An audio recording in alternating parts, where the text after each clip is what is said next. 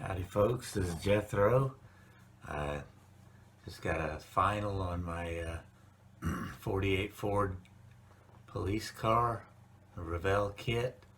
I just wanted to come on and just go over what I did on that.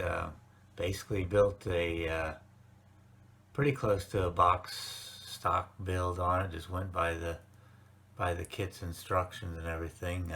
Made a couple of little changes in where I put the lights and siren, and I did not go with any of the liveries that they provided. They had a Chicago police and a Virginia state police, and I didn't really have any connections with any of them, so I just wanted to do something a little bit different than that.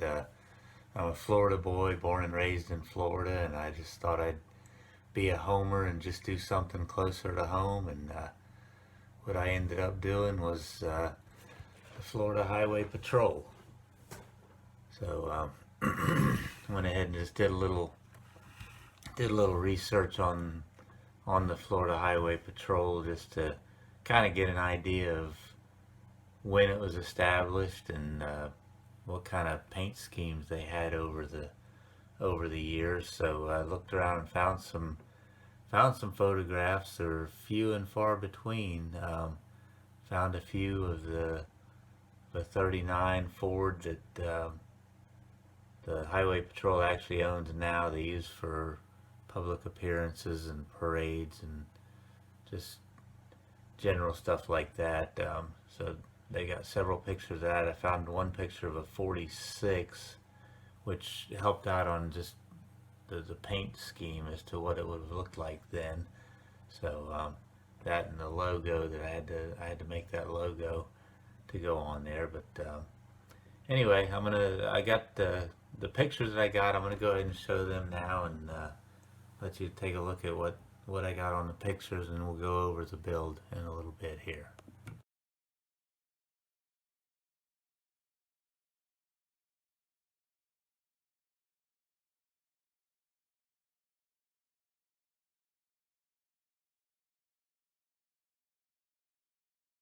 Alright, so what I got here on the build, basically, like I say, I just pretty much built it from the box stock. I did move around went by the pictures that I had. The light, little antenna on that. The 39 had that set up on it. I kind of liked the way that was, and in the front with the siren mounted transverse on the bumper, and the light on the other side of the bumper. I kind of like the looks of that, without all the big lights and sirens on the top. It gives it a cleaner look to me. So I went with that, and it was, I think, come out pretty good. A couple of things they did in the instructions I just wanted to go over. There's a couple of things they kind of missed on a little bit. Some of the stuff is in the interior. The heater box, they showed it upside down a couple of times and right side up a couple of times. You can't see that when you're done with the model anyway. The one thing they did on just in case anybody, I'm not really complaining or bashing anybody, but just in case you're building them, the door handles on the instructions, they showed to mount it down here, which is the door lock cylinder, and that's not correct. It needs to be right along the belt line in the stainless steel trim here.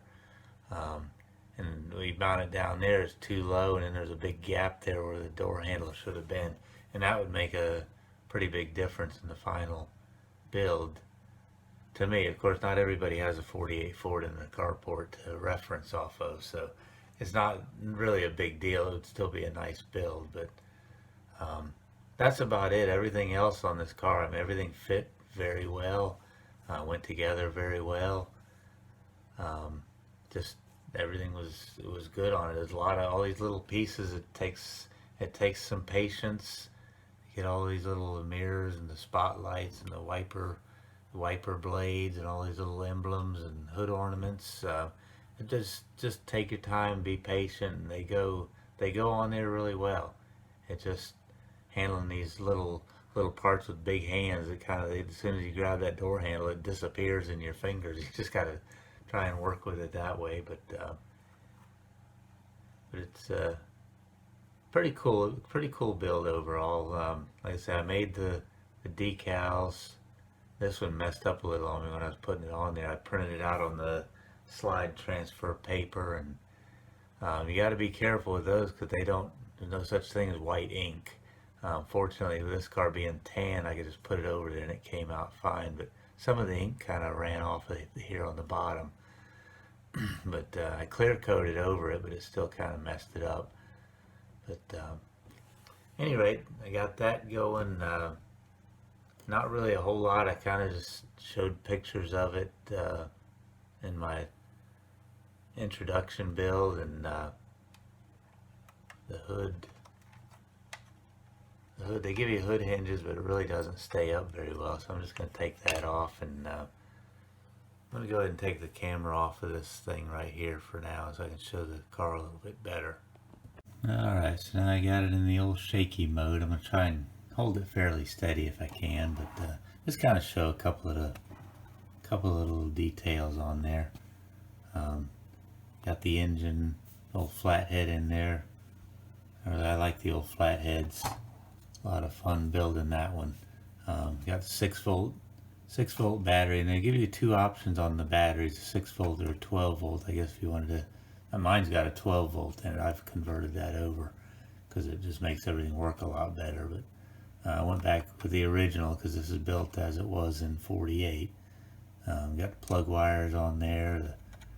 The radiator hose. I like the details they put in this kit for some of the things. The upper hoses with the hose clamps and stuff. Just really nice job on that model. So but come out pretty good. Pretty happy with it overall. Paint came out pretty decent. There's no mirror-like finishes coming out of Jethro's garage very often.